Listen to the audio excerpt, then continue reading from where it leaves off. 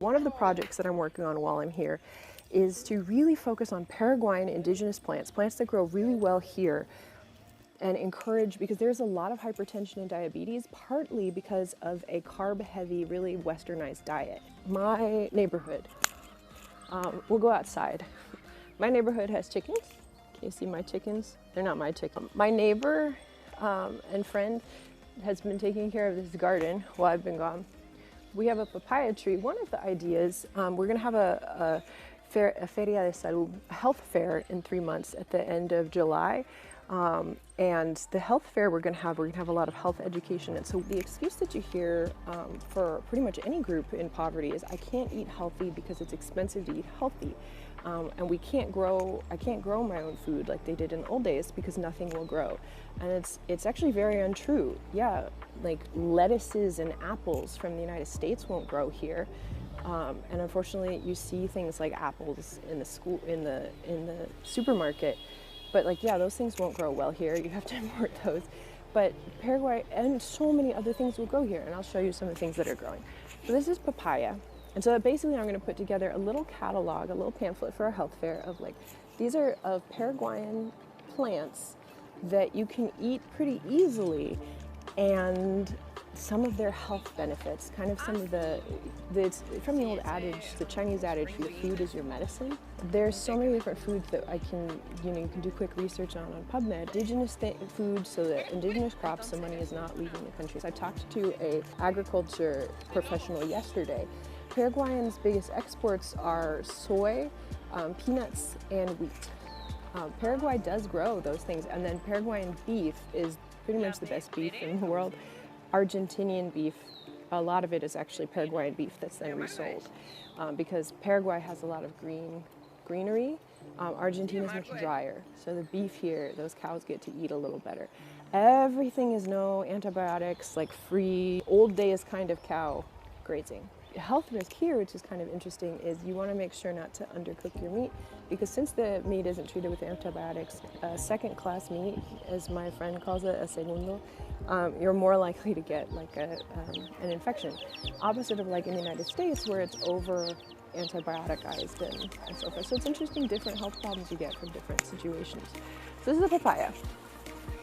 This is a papaya. Papayas grow really well here. There's a lot of foods that grow well here that have amazing health benefits that we want to encourage consumption of. Over here, I don't know what this tree is. This is also a tree that we have. We're going to do more gardening. We're going to rip up some of these stuff. This is an avocado tree that we're going to stake up.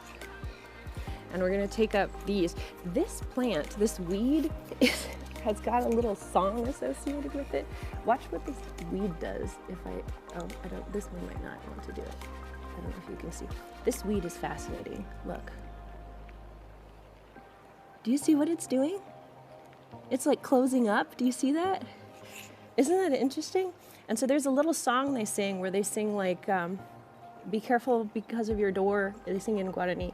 Be careful because of your door because the monkey is coming in. Which I don't understand where it comes from. See that? You see the thing closing up? Isn't that neat? Look at that. Look at that plant, like closing all up. It's kind of the same. It must be. I'm imagining it's the same movement mechanism that like a Venus flytrap has. I think it's so cool. And it's a weed. So my neighbor says I can pull that up and then we'll plant something else here. Let's see if this one will close for us. This one might already be a little tired. It looks all already closed up. So that's so neat. They move so quickly. And then we have a little tiny tomato growing here. We're gonna take up the weeds and leave the flowers and put in some more edible foods. I'm a big stickler on not planting non-edible food. I don't like, or non-edible plants, because I think, why are we promoting the life of plants that we can't use? I'm a big fan of promoting edible plants, but all these flowers are pollinators. I mean, look at this weird bee. Later I will show you, well, let me show you a little bit of my neighborhood. This is the mission house. This is not my house. My house is this little one next to it. This is the mission house where teams will sometimes stay. There's a team coming to help with the medical fair and do some construction. in July. So I have to do some planning for that. This is the volleyball field where people play volleyball. When it's warm, there'll be a bunch of guys sat out by these benches, and they'll talk. Paraguay, unfortunately, Paraguay, just like a lot of the United States, is still kind of anti-marijuana. Over there, somebody's burning trash. That's a smell that you have here a lot because sometimes it's a little difficult to get rid of it. There's a rooster. But people, one thing that's so beautiful about Paraguay is people, like so many plants grow here. Look at these, look at all these oranges. Look at this. So Paraguay is such a rich country, and the saddest thing is when people, one of the big things that I want is for people to, for Paraguayans and non-Paraguayans to appreciate Paraguay. That sounds weird. I'm not coming in to like tell people how to think about their own country, but there's so many things that are so beautiful about Paraguay that are not appreciated, and I think part of that is because of how they're treated on the global stage. So out here, my neighbor has planted some plants that are just to be free for everybody so that anybody can eat from them, which I think is such a beautiful idea. One of them, this is a pomelo tree, which is like a grapefruit, but a little sweeter than a grapefruit. And then over here is another papaya, right here. So there's another papaya here. So, and then this neighbor's house, we're not gonna like look at the neighbor and violate their privacy too much, but this neighbor's house is a little more what a normal house and property looks like. So you see, I don't know if you can see behind me, the chickens and so forth running around back there. Just kind of running around back there. And you see the cars parked in the red dirt. So that's kind of what that looks like. A lot of the fences are like this. That's kind of a more normal house. And then of course you have folks who live in like cardboard boxes and like favela style places. Favela is a Brazilian term, not from here. And those folks have a lot less. Hola, ¿qué tal? This is my neighbor's daughter over here. My friend's daughter. And up here, so there's a really pretty palm tree up there. And I'll show you my house, and I'll show you some of the things inside that are a little bit different here in Paraguay than in the United States. ¿Qué tal? Hola. Paraguay has a lot of really beautiful birds. There's parrots that fly overhead in the morning. I don't know if you can see that bird. You probably can't. But, all right, let's see. Let's go inside. This is my door. My friends built this house, a friend of mine that I've known for years. And when he was actually the guy I interned under when I was learning construction, like when I was 15 here in Paraguay. I think the look on his face too when he was like watching my reaction to showing me the house the first time, was like so sweet. Yeah. You could tell it was built with love, my house. All right, this is dark. It doesn't need to be dark like this. This is my little house. It doesn't have centralized air conditioning. That's way too expensive here. So I have a little box unit, and this is my roof. I have my medical bag. Apparently, the kiddos can't get Tootsie Rolls here, which is fine. Tootsie Rolls are not the most important thing in the world to get, but my uncle told me that when he comes here, the kids love Tootsie Rolls, and I didn't know that because I'm a doctor, I don't bring candy, but I brought candy this time. And then the other thing that we're going to be, don't fall over. The other thing we're going to be sharing a lot of is mosquito repellent. Dengue and chikungunya are two really big diseases that are fairly serious and common here. Dengue, your blood vessels can start to kind of mini bleed inside you. Your body starts to kind of eat your blood cells. It becomes a whole thing. And then chikungunya kind of attacks your joints, and you can actually have joint pain for, years afterwards. So killing mosquitoes is the best way to get rid of those things. So, but I also brought my green screen and my streaming setup. My green screen, which is a sheet. And then the glass here, so that people can't look in, but you can still get light. And I asked for extra light and extra windows because with my mental health and stuff like that, I really need light. And so he built me some extra little windows way up in the rafters. This is my internet. So there's only 3 rooms, which is plenty for me. I don't need anything particularly big, and this is already pretty big compared to what a lot of people have access to. This is where I'm going to have studio space, hopefully, to hang out with you guys once I set up green screen. So, yeah, beautifully textured and frosted windows. That's exactly right. That is the right way to say that. And then I have a little kitchen. So that's it. That's the 3 rooms of my house. But it's really perfect for me because it's very tall. So when the birds and Brian come here, they can fly all around. And we have the word bird in Paraguayan and Guarani is guira. But some kids as slang are taught instead of saying male genitalia, they're taught to call it a little bird. So sometimes so that's interesting because then it can be that that is called a guira. So you could be talking about a bird or you could be talking about something else. So I asked my friend who has a pet bird how their bird was doing. And he kind of looked at me a little bit funny and he was like, yeah, that's okay, sentence, but maybe say it to my wife. So I said it to his wife and she busted out laughing because he didn't feel comfortable correcting me. But you say it to the little kids when you're talking about an obvious bird in front of them and there's no issue. So it really depends on if economic class and if they learned it as slang or if they learned it as part of the, talking about animals.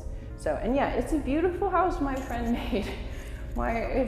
He made a beautiful, beautiful house. Look at my beautiful counter and wall and stuff. This house was about, it's less than $15,000. All this is by hand, done by my friend. He's amazing. So if you ever need something built and you're in Paraguay, I will tell you, you can hire my friend because he's great.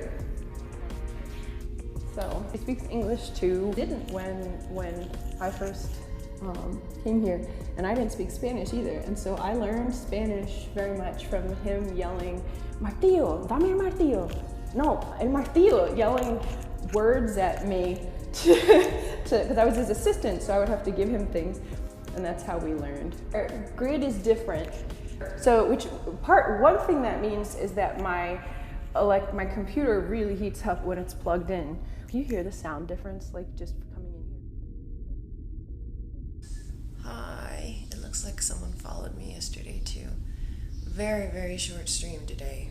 Very, very short. I'm not feeling well, but I did want to give you guys a little Paraguay update.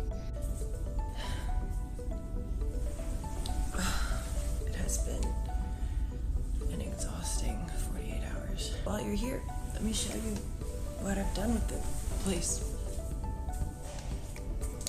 So hopefully the internet lasts long enough for me to walk out here. We went ahead and did some new things with the garden, which is cool. And we also bought this, I have a little avocado tree over here that I'm going to bring down to the native community here. Apparently indigenous community, while that is a more polite term in English, in Spanish apparently it's a more down looking term. So, because I've been asking, okay, what terms do people prefer? And so actually they don't prefer to be called indigenous. Yeah, I'll show you. I'll show you you can look across the way and you can see there's jungle stuff. I don't know if you can hear all of the birds. There's so many birds, it's crazy. This morning there were so many loud parrots yelling, and then last night the wild dogs in the area would not stop yelling. So that was great. That was so fun. I mean, this stuff could disappear within a couple generations. You can lose Guarani completely. Their dictator, Alfredo Stroessner, ex-Nazi, about 70, 80 years ago here, actually tried to eliminate Guarani. And he failed, and it may be that globalization does it instead via video games and movies, where it's easier for kids to learn English. And learning English is good, it gives you global opportunities. It's just sad if it comes at the cost of, your cultural identity, which has so much to share. Because English-speaking countries don't have all the answers, and that's another reason I'm here, is because I really want to study some of the plants here that there's knowledge here that doesn't get translated into English and doesn't get shared and then doesn't get researched worldwide, and then we're missing out. So when I was a teenager and the tereré would make me have to go to the bathroom, because you take breaks, construction work breaks, to drink this like special Paraguayan tea that everyone shares. And that's something sad that the pandemic kind of wiped out, is people can't, I mean, obviously during the pandemic they couldn't share drinks, and so now even afterwards they don't anymore. Like, some people still do it, like with family and stuff, but it's a lot more restrictive. It used to be you would take your cup with its straw and you would go around, and you could go to a stranger's house, and that's how you could become friends with a stranger. You share your cup with them and then you come in their house and stuff. Now you can't do that anymore. You only share with your family. So I take with them, we sit in a circle and we drink tea in a circle. It looks like a peace pipe in a circle, but it's not a pipe or a drug or anything like that. It's a tea. That's very healthy for you. As far as I know. I don't know, it could be that it's not, but it's, from my understanding, it's very healthy for you. Stevia comes from Paraguay. Ka'ahe'e comes from here. And unfortunately, it's not valued and exported so much, or even used here as much as it could be. But the sodas they have here, you didn't feel anything, right? The sodas they have here, you can even get sodas that have stevia in them, which you can't get in the United States, because the ka'ahe'e plant comes from here. So I mean, just things like that. Like, imagine this is a sweetener people didn't know about like 10, 15 years ago. Like, what else are we missing that comes from here that we are just gonna forget about in the shuffle? I don't know. So I've known them so long, this family, that when my brother died about 6 years ago, and I went the year after to Paraguay. It was actually more than 6 years ago. Wow, it's almost 10 years ago. Holy crap. That can't be right. Yeah, it's almost 10 years ago. It does not feel 10 years ago. Some wounds don't really heal. Around that time, I mean, I remember coming here right afterwards, and there's actually a little well that's dedicated to him right outside their church, little church here.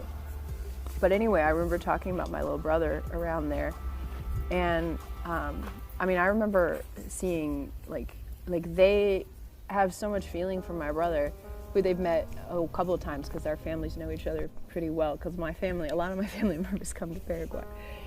And I just remember seeing tears, and this is like, a tough street guy who has seen everything and raised like 8 other siblings. Like, I mean, he's seen everything, and like him and the wife both tearing up. She's a tough lady too. She is not. I saw her attack a pit bull the other day that was going after her dog, and I was like, I wouldn't do that. But the pit bull knew not to mess with her and ran away. I was like, this is a tough lady. And to see them both like tear up about my brother, it's just, there's a special, this is kind of my family, my Paraguayan family. So I have so many good memories here with Paraguay is wonderful. And I hope that you get a chance wherever you are, even if it's not Paraguay. I hope that you find somewhere that you love like that it's like, this is the place I would like to die, this is the people I would like to care for, and these are the people I would like to, love and die for, and, because it's so rewarding. It's so special when you have, and I think that a lot of us in the United States, we don't have that with anywhere. I think there's a lot of loneliness. A huge step in feeling less lonely is if you can find people who have a similar mission to you. If you can find people who want to do the good that you want to do, it changes everything, because then you have a team.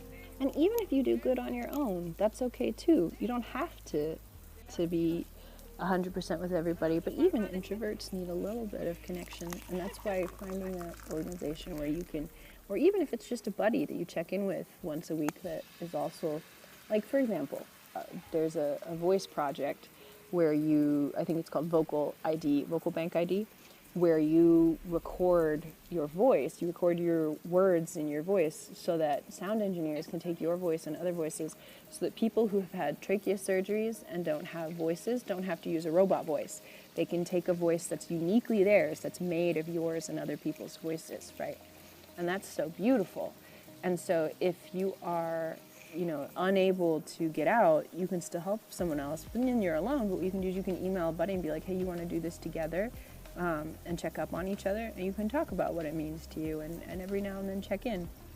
Relationships are built with time. I hope that you find somewhere that you love like that,